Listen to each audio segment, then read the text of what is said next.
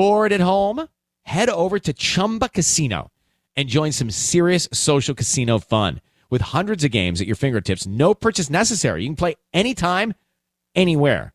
There's a special welcome bonus waiting for you when you sign up. Play for fun, play for free, and you can even redeem some great prizes.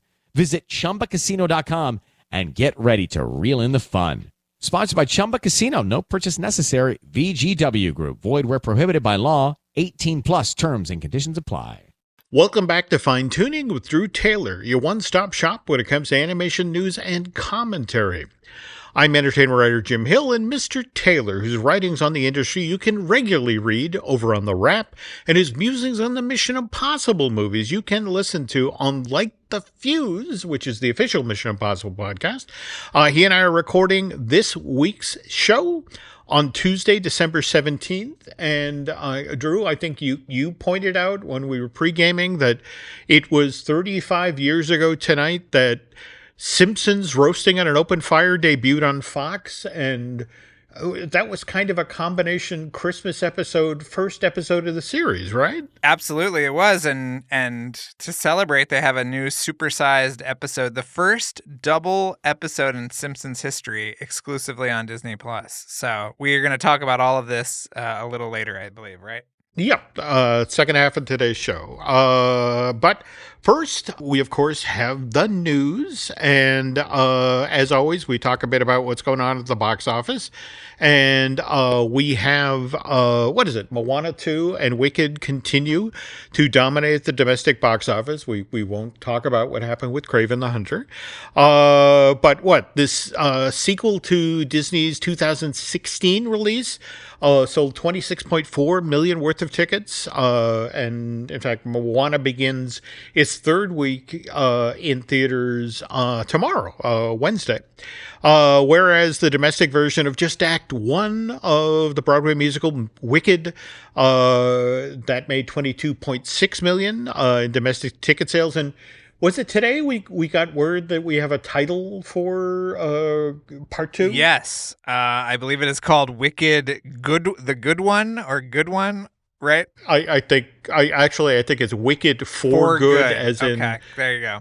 For Good, the song in the second act, folks. And by the way, if you're chomping at the bit to be able to sing along with Galinda and Elphaba, just beware, Universal Pictures has officially announced that the sing-along version of Wicked Part 1 will be opening in theaters on Christmas Day. Still haven't decided myself if that's a good thing or a bad thing. And now we also had a brand new animated feature open in North American theaters this past weekend, Lord of the Rings, War of the Rohirrim. Am I saying that right? Lord of the Rings, the War of the Rohirrim.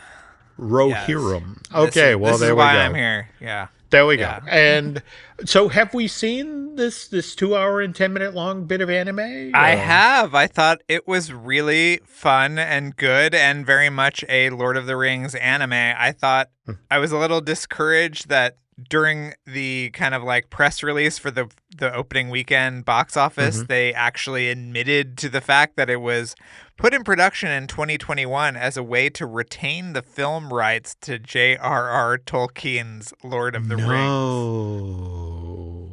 Wow. Where have I heard that before? Yeah.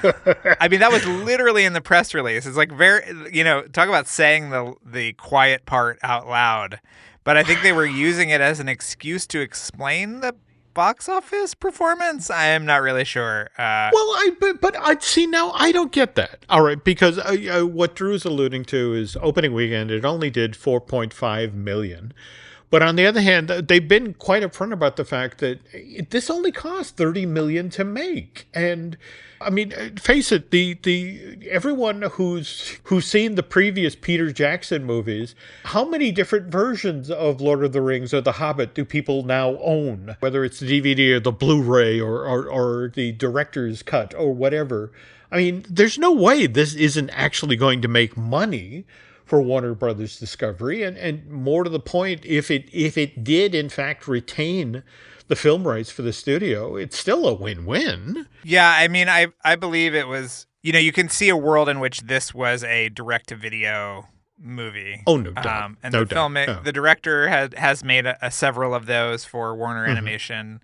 So yeah, listen, it's a theatrical run. It made a few $1,000,000, and it'll probably do very well on Max. So Oh, absolutely. I think that, one way of looking at the current theatrical model is just having it be a promotional tool for your streaming service. And I think that is fine. I think that's a great thing to do. So No. I mean, face it, that's the media world we live in now. In an alternate universe, Moana the series would have gone straight to Disney Plus, as opposed to what's going on now, where it's what $771 million worldwide, well on track to being a $1 billion earner, and Disney would have never seen any of that money if it had remained as a series and had gone up on the streaming service.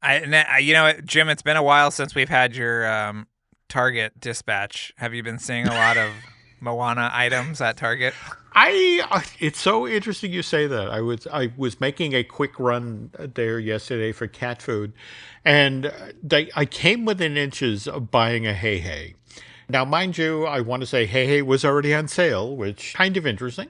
But yeah, they had a lovely plastic Hey Hey that was right on model. When are we going to get Jim onto Chewy.com? I mean, it'll cost us our Target dispatches, but Actually, that's the sad part of the story. That I was there to get cat food because they Chewy couldn't deliver our cat food because the driveway. Well, there is that issue. They don't like coming up our driveway in winter, but they couldn't get it to us till today, and we had two hungry pussycats that were going to take down Nancy if I didn't get food. So that's even why though I was one there has three legs, it can still fight. Oh, like no, she moves now. Oh my God, Betty, we are 2 months or so post-surgery now, and she just zooms through the house. Now, mind you, in the middle of the night when she's moving around, it's like the house is being haunted by an elderly sea captain. You hear ponk. That one leg goes down hard, and it just sort of like, Ahab, go to bed. All right, anyway, more animation news in a moment, but we have to first acknowledge our sponsor here, which is, of course, Touring Plans. And if you're headed down to Central Florida anytime soon to sample some of the theme parks that are around the city beautiful, Touring Plans can help you save time. More importantly, can help you save money as you wander around Walt Disney World or the Universal Orlando Resort. So please check them out at touringplans.com. All right, so again, we're recording this on December 17th. 2024 is winding down, so we need to take a look at what's coming in 2025 and beyond. And today we got news about something that's coming out in, 2027? The Bluey movie. But I assume this was no surprise to you? No, it was a surprise. I had no idea. I mean, what's interesting about it is that the creator of Bluey, who has overseen the show, is stepping away from the show to make the movie. And so there's a couple of things in that announcement that raises flags, which is one, that the show is continuing because... Yep. We were all very concerned about the last few episodes, the episode in the future, and then they've had some shorts that have come out since, but Bluey will continue apparently. And then, the fact that Joe Brumm is going to make the movie is, I think, very exciting and something that it sounds like he's wanted to do for a long time. So, I'm very excited about it. Yeah. Now, speaking of Mr. Brumm, I mean, the last thing he worked on before stepping away from the show, and again, we have had 3 seasons of Bluey so far. There was that episode back in, April of this year, The Sign. And what was especially intriguing about that is it was 28 minutes long, which is, I guess, 3 times the length of the average Bluey episode. So... in a lot of ways, it was sort of a trial run for a Bluey long form, and that in turn, that it was 10.4 million views globally in its first 7 days on Disney Plus. So most viewed Bluey episode, most viewed Disney Junior premiere on that platform. So So I guess what's interesting is the sign showed that there is definitely appetite out there for long form Bluey, and so just kind of interesting that Mr. Brum is going to concentrate on that. But well, it's interesting too that it is a fully Disney co-produced and distributed project. I mean, they are doubling down on their commitment to Bluey because they, as Jim and I have talked about on the show before, it is a licensed deal. It is not that Disney owns no stake in it, but it sounds like they will have an actual piece of the movie, which could lead into the Bluey characters in the parks and things like that. So, yeah.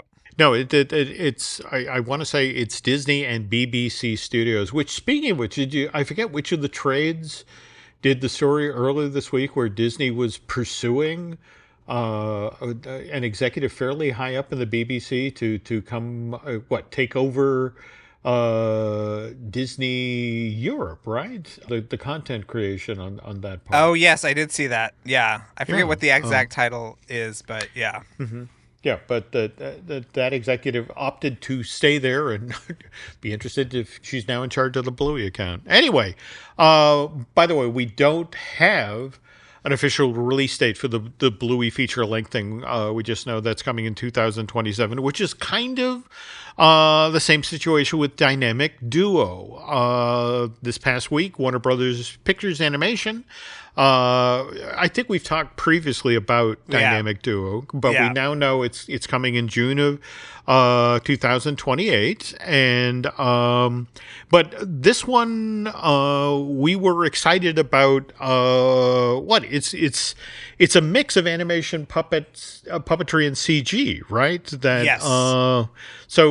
And we were thinking that this was going to be Warner Brothers Discovery's its response to Into the Spider-Verse and beyond, Across the Spider-Verse. Yeah, it's the two Robins, Dick Grayson and Jason Todd.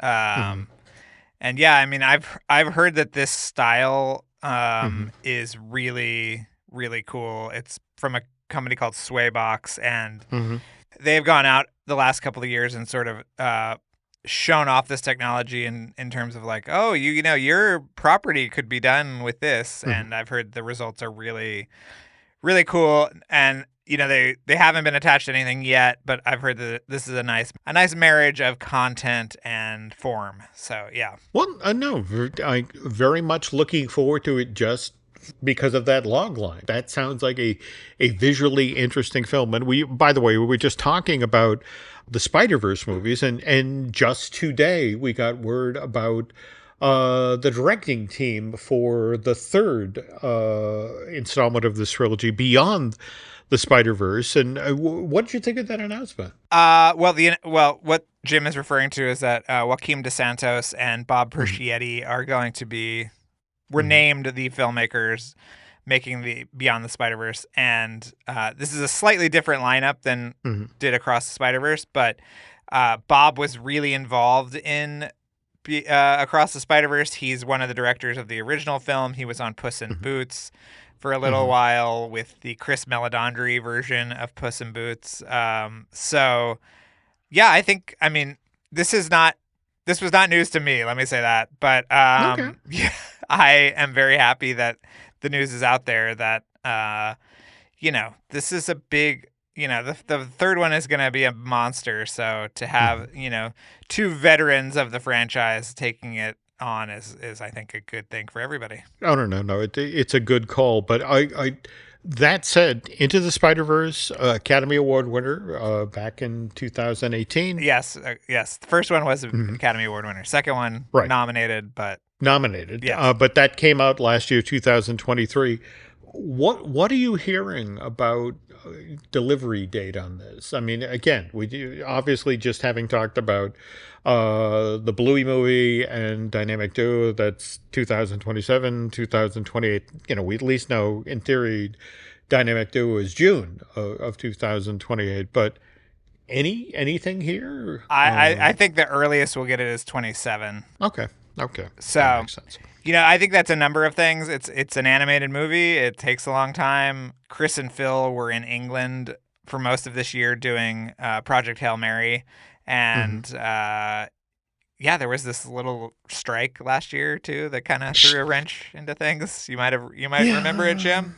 So I think that there's a lot of factors kind of conspiring to push it down the pike a little bit. And the other thing is that Sony Pictures Animation is very busy on a number of projects. Some have been announced, some have not been announced. So yeah, it's tough when you're that popular. So yeah, I would say 27 at the earliest is my guess. Okay. Yeah. Now, speaking of things that got tripped up by the strike, Dream Productions for Pixar was supposed to about earlier than this. We finally got the 4 episodes dropping last week on the 11th, right? Yeah. Did you see it? It was my plan for today, and which I was overtaken by events. So as soon as we finish up here tonight, I'm going to go watch it. But first episode had 5.6 million views globally. The first 5 days available for viewing, which evidently made it the streamer's largest or biggest animated series premiere since What If in 2021. And by the way, Disney actually provided the formula for how they got that number. Disney defines views supposedly as total stream time divided by runtime, which evidently is also what Netflix uses as well. And I have to say that I flunked algebra twice. What the heck? I have no idea what. Somebody please explain this to me. And speaking of things that I feel like need to be explained, did you see the story in the trades this afternoon about win and lose? Win or lose? Yeah, I saw it. It's disappointing. You want to tell everyone what the news is? Yeah, I do. This is, by the way, this is the streaming the series that's going to show up on Disney Plus starting on February 19th. And the whole gimmick of the show was that it's a little league team, and each of the 8 episodes is told from a different perspective of a different member of the team. And there's an episode among these 8 that previously had featured a transgender storyline, but it will no longer feature this. A spokesman from Disney, speaking with the Hollywood Reporter, confirmed that the story arc in this episode that touches on the transition issue has been removed, and evidently all that involved is pulling out individual lines of dialogue and that sort of thing. But Disney's statement to the Hollywood Reporter said, when it comes to animated content for a younger audience, we recognize that many parents would prefer to discuss certain subjects with their children on their own terms and timeline, which I get. But at the same time, this comes on the heels of what happened back in November with The Gatekeeper, that episode of season 2 of Moon Girl and Devil Dinosaur. That got pulled because it had a storyline where a character called Brooklyn, who was a recurring character in the show, who was a trans classmate of Lunella Lafayette, a.k.a. Moon Girl. And the idea was that Brooklyn was being prevented from competing in a girls' volleyball team by a narrow-minded coach. And now in that situation, in fact, Drew and I talked about this in a recent Fine Tooning, that one got out, right? It showed up online. Yes, it did. Okay. Yeah. I don't know if that's going to happen with win or lose, because again, this is just individual lines of dialogue being pulled, and I mean, don't get me wrong, I would love. Well, we don't know. We actually don't know the extent of the storyline. I mean, that's the Hollywood Reporter's reporting, but I don't know how much is actually going to have to be altered. But obviously, Pixar has been in this position before, where they cut out the same-sex kiss in Lightyear. Yeah. And we've heard also that Inside Out 2, that storyline was softened to sort of, anyway. Yeah. And I gotta say, I am not a big fan of what Disney has been doing lately. I mean, just, for example, the news last week about the settlement, the $15 million that is now being gifted for the Trump Library, and George Stephanopoulos having to apologize. The kowtowing has begun, and it has not even started yet. This is going to be No. such a grim period. Yeah. Yeah, and I gotta say, a few years down the line, I don't know if people are going to look back at this moment and the decisions that Disney's making out of, we have to say this, Drew, political expedience.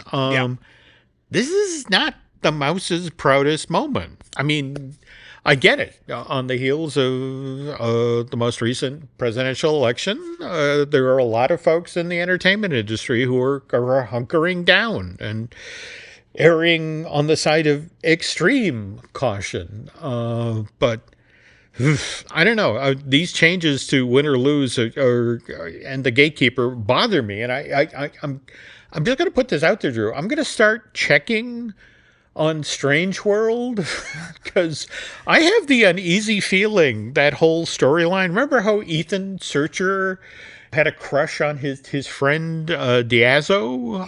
Yeah. Jim, this is why I have the limited edition 4K Blu-ray, so they can come pry it from my cold, dead hands. Yeah, it's really disturbing. We're seeing this a lot in tech and also in media that they are just it's called kowtowing, and it's really sad. On the other hand, let's go with some positive Disney Plus news. We have season 3 of Marvel's What If that bows next week on December 22nd, and we're getting 8 episodes, one right after the other. What is it?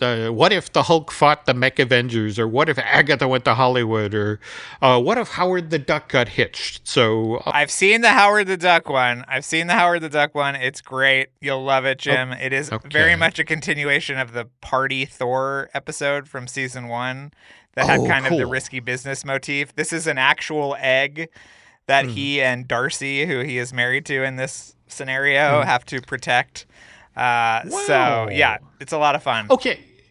I have to ask, because the end of season 2, we had the Watcher getting ready to take Captain Carter back to a world where she could be with Steve Rogers. But I want to say the last line was like, "Can we take the scenic route?" So do we get a sense of that storyline? I haven't. I mean, they only showed 2 episodes. That one, and I'm trying to remember what the other one was that they showed us. Give me some of the other titles, Jim, for this. Let's see. What if the Emergence destroyed Earth? What if the Watcher disappeared? What if the Red Guardian stopped the Winter Soldier? Any of those ringing a bell? Yeah, I think maybe the Red Guardian. Yeah, there was one that was very Red Guardian heavy. I think that's. But yeah. Anyway, they're great. I love the show. It's amazing. No, same thing here.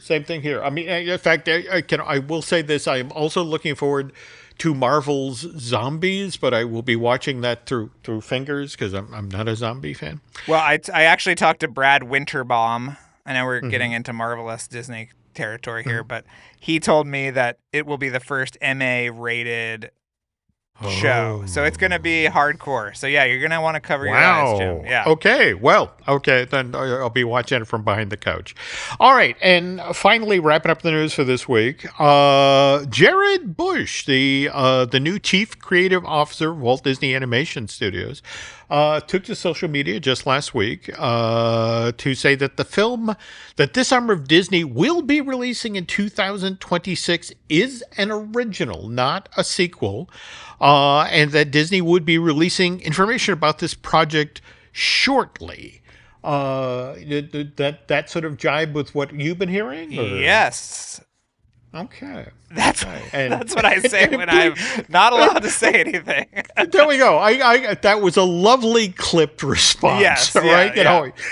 I am honoring all of the secrets I have been told, and I cannot share them. So no, I think that there's a few originals in development right now. So I think I know that it's very easy to worry about the amount of sequels, but there's plenty of exciting stuff in the works. So. Cool. fret not. Cool, And, cool. Continued Josh Gad employment, which we're always worried about him ending up on the streets. So, got to get him. He's got a family, Jim, okay? There we go.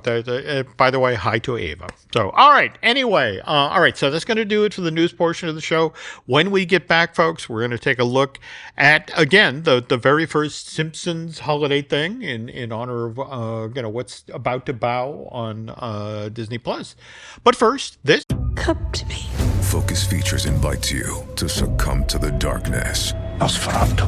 From director Robert Eggers comes a masterpiece of horror. He is coming. This creature is a force more powerful than evil. It is death itself. Nosferatu. Rated R. Under 17nm without parent. Only in theaters Christmas Day. Special engagements in Dolby and IMAX. Sephora's biggest fragrance sale of the year is on. Get 20% off full-size fragrance gifts, including designer scents like Valentino Donna Born in Roma. How did you know? 20% off floral scents like Burberry Her. Thank you. And 20% off trending scents like Kayali Yum Bougie Marshmallow and Glossier You. This is perfect. 20% off full-size fragrances now through December 24th. Shop now at Sephora and Sephora at Kohl's. This episode is brought to you by Skinny Pop Popcorn. Perfectly popped, endlessly delicious. Oh, so light and crunchy. Skinny Pop Original Popcorn is the snack you've been searching for. Made with just 3 simple ingredients: popcorn kernels, sunflower oil, and salt. Snacking never felt or tasted so good. Perfectly popped, endlessly delicious. Give yourself permission to snack and pick up Skinny Pop Original Popcorn today.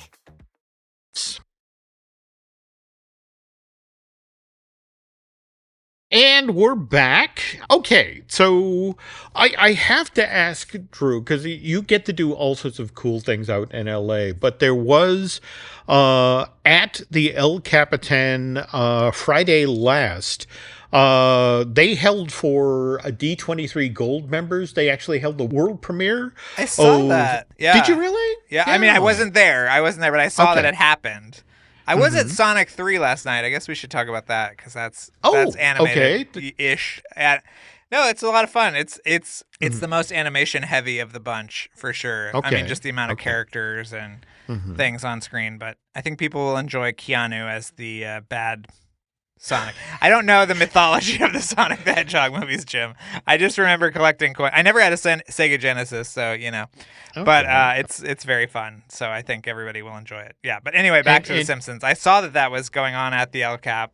It looked like a really fun event too. It did, and I just love that Matt Groening was there himself to host the event. But I mean, it was sad that he didn't have Epstein's plane to get to the event. But besides that, we're making friends left and right with this week's show. All right. Okay, but as we mentioned at the top of the show, December 17th, significant day for Simpsons fans, 35 years ago, first episode dropped. What I find fascinating about Simpsons roasting on an open fire is not really the first episode. It was actually the 8th one. Is that right? Yeah, well, and it was even a little confusing when it came out because you were kind of like, Is this the premiere? Is this a Christmas special? Yeah. So tell us about that, Jim. Well, all right. So we kind of have to back up the truck here. That we owe The Simpsons, of course, to the Tracy Ullman show, which what was it? That was the second show on Fox. First show, the honor goes to Married with Children, which, by the way, what happened to the animated Married with Children thing? Oh, yeah. I don't know. Maybe we'll look into that for next week's episode. Okay, because I Ed O'Neill, Katie Seagal, I'd love to see that. Yeah. But anyway, the notion was that they wanted to do something different, and James L. Brooks was a fan of the Life in Hell comic strip that Matt Groening had begun doing back in 77. Now, mind you, you could only see this one panel strip or typically one panel. Sometimes they did it as four. In alternate press, like for example, up in the Boston area where I lived, you got to see it in the Phoenix. But it was, what is it, Binky and his lovely girlfriend Sheba, and then their son Bongo, and of course Jeff and Akbar. But yeah, the strip debuts in 1977, and popular enough that by 84 we get our first book collection, Love is Hell. Then in 86, Work is Hell, and then 1987 we get School is Hell, and this is the same year that the Tracy Ullman show is getting up out of the ground. And so as the story goes, Groening is thrilled when James L. Brooks, which again, this is when James L. Brooks is James L. Brooks. I mean, I want to say in the same window of time as Broadcast News and Terms of Endearment. Yeah. There we go. Yeah. Okay. So did you see him actually recently at the Lakers game and he was wearing a three-eyed fish sweater? No, yeah. Really? Yeah. Oh, I'm glad he enjoys The Simpsons like that. But anyway, so James L. Brooks has asked Matt Groening to come on board, the Tracy Ullman show, and they'll do. Initially, the idea is they would do Life in Hell and animated vignettes, but evidently only as he's coming in for the meeting is Groening then made aware that in order for Life in Hell to become an animated part of the Tracy Ullman show, he would then have to give up the publication rights. And the whole notion, anybody who, I've got a full series of the Life in Hell books here at the house. In fact, I want to say the book that was coming out in 1990, The Big Book of Hell, was a compilation of the earlier books. And Groening, it's like, no, this is mine. I don't want to give up I'm a starving artist. I need my revenue stream. So there in the lobby of Brooks's office, he comes up with an alternate plan, but it's so rushed that, the characters are actually named after his family? His dad Homer and his mom Marge, and Bart, I guess, only becomes Bart because that's Brat with a letter or two moved. But anyway, that's what he goes in and offers to Brooks. And Brooks is like, yeah, sure. Okay, whatever. I just want you on board. Love your sense of humor. And then there are all these great stories about how, again, Matt Groening will tell you himself, not a great cartoonist. And so he submitted the early drawings for The Simpsons, assuming that the animation people would clean them up and make them look nice. And they didn't. And so The Simpsons looked rough from day one, but that's part of the charm, because wasn't it Sappy Suko or whatever that? Oh yeah. Classic Chupo. Yeah. And in fact, that's what's fascinating now to watch The Simpsons 35 years in and how wonderfully animated the show is and how good it looks when you look back at those early episodes, or especially the stuff for the Ullman show. I mean, it's just anyway, show goes on the air in 87, wins a bunch of Emmys, but never really does the ratings that I think Fox hoped, which is why it only lasts 3 seasons. But The Simpsons right off the get-go is a big beloved part of this. And that's why in the end, Fox is like, okay, we'll try this as an animated series, and you got your 13 episodes, now go.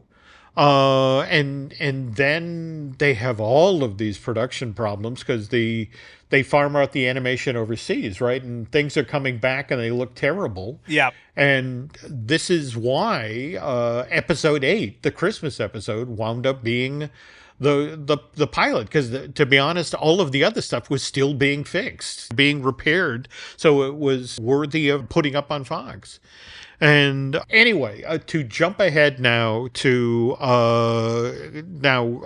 December of 2017, that's when we learned about the Disney wanting to do the Fox acquisition. And Drew, you have that wonderful story about how people at Disney were initially, when Iger been again talking about this, we're going after Fox, and it's like, and we're going to get the Simpsons.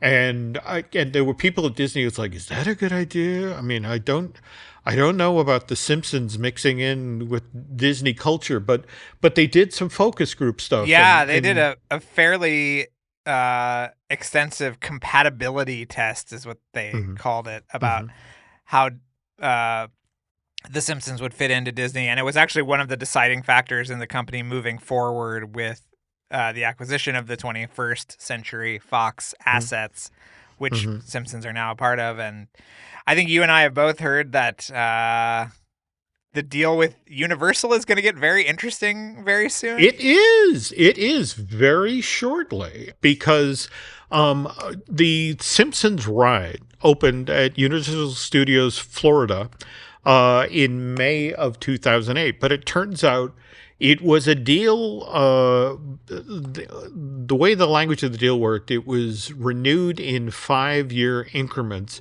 but the deal was only slated to run 20 years. So the theme park rights to The Simpsons, on both coasts, by the way, run out in the late summer of 2028. So going to be kind of intriguing to see what happens there, because especially understanding that we, of course, had the Simpsons movie in 2007, and only earlier this year that we heard that there is supposedly a sequel, another Simpsons movie that at least went into development. Yeah, I mean, I think year. that, like, the Bluey thing, this Christmas special, Oh Come On, All Ye Faithful, is the longest thing that they've done since the movie. I think it's about 43 minutes total. So they're gearing back up. They are. And at the same time, though, you were mentioning that this does seem to be the new business model. There's the episodes that air on Fox, and then the episodes that you can only get if you have the subscription to Disney Plus. So going to be intriguing to see, where we are with the Simpsons marching forward here. Now, going back to the Universal situation, so what's going to replace the Simpsons if they wind up going out of the parks? And earlier on, there had actually been some discussions, given the Nintendo deal. In fact, of course, we've got the Mario Land in Hollywood, and the Nintendo area that has both Mario and Donkey Kong that will open in Florida next year. But have you seen any of the footage of the Donkey Kong attraction that's now up and running at Universal Studios Japan? Yeah, it looks really cool, and I've seen also the land all lit up at night from our friend BioReconstruct in Florida, and it looks absolutely beautiful. I will say that Super Nintendo Land out here is already looking a little dried out and faded because of the sun. I hope that's something they keep an eye on in Florida. But I agree. Though what's kind of interesting is this year, for the first time, the Nintendo World in Hollywood, they did the holiday decorations there. Yes, I saw them a couple weekends ago. I thought they looked great. Yeah, well, that's the irony. You have these brand new, wonderful looking holiday decorations, and then you look up at the mountainscape and it's like, woof. So it's kind of a balancing act, guys.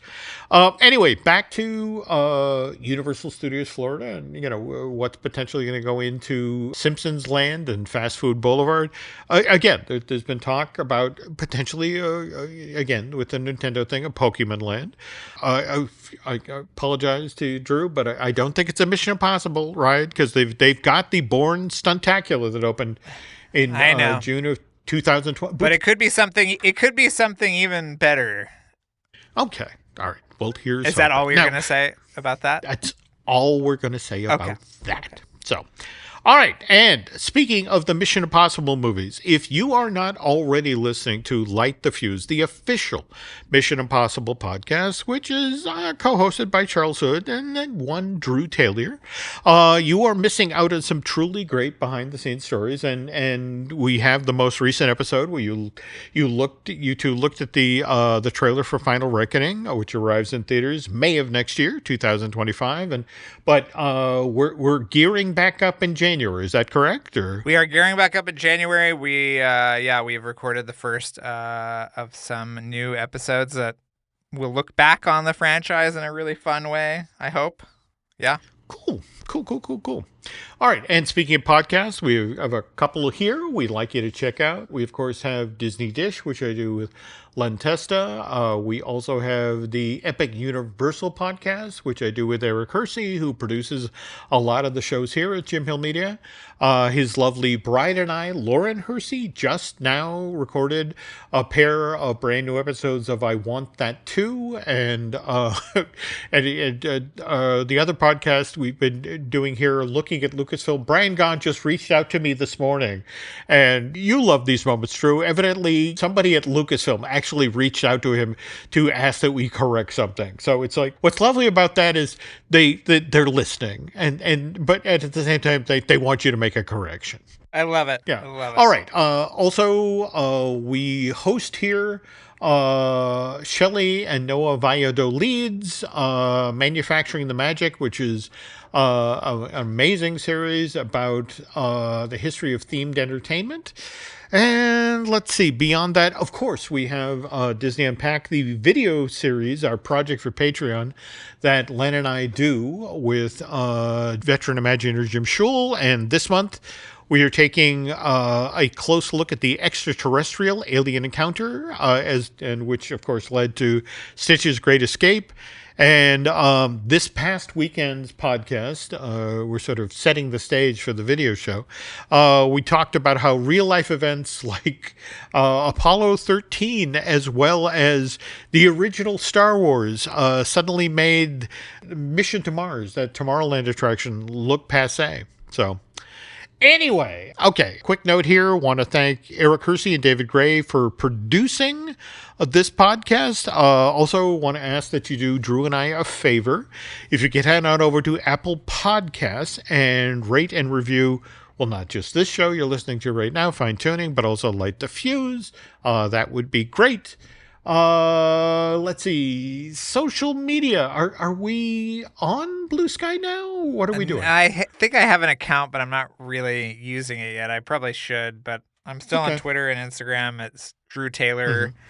Like a tailored jacket. And want to make sure everybody, I know you're spending money on holiday gifts, but you can pre-order The Art of Amphibia and The Art and Making of Ultraman Rising right now. Jim, I got my Ultraman books. They are beefy boys. They are ready for you to take home, and they are thick with information, detail, artwork, everything you could want. So, yeah. All right, and I just want to remind folks that next week, the holiday, we're all going to get the gift cards, and what a wonderful thing that you could spend on. Get yourself a copy of Amphibia and get yourself a copy of The Art and Making of Ultraman Rising. So, all right. Anyway, on behalf of Mr. Taylor, I want to thank you for listening to this week's Fine Tuning, and we will be back soon.